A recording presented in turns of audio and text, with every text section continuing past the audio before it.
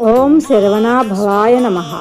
కర్ణాటకలోని ప్రసిద్ధ క్షేత్రం కుక్కే సుబ్రహ్మణ్య స్వామి టెంపుల్లో స్థల పురాణంగా చెప్పుకోబడే ఒక భక్తుని కథను ఇప్పుడు తెలుసుకోబోతున్నాము.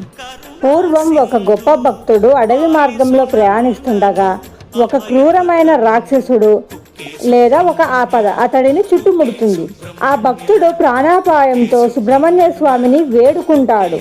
అప్పుడు స్వామివారు నేరుగా రాకుండా ఒక పెద్ద సర్పం రూపంలో ప్రత్యక్షమై ఆ భక్తుడి చుట్టూ రక్షణ కవచంలా నిలబడతారు. పామును చూసి శత్రువులు భయపడి పారిపోతారు.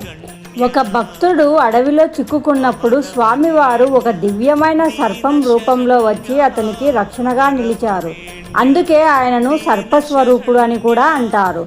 ఈ ఆదివారం విశాఖ నక్షత్ర వేళ ఆ స్వామిని ఒక్కసారి స్మరించుకుందాం.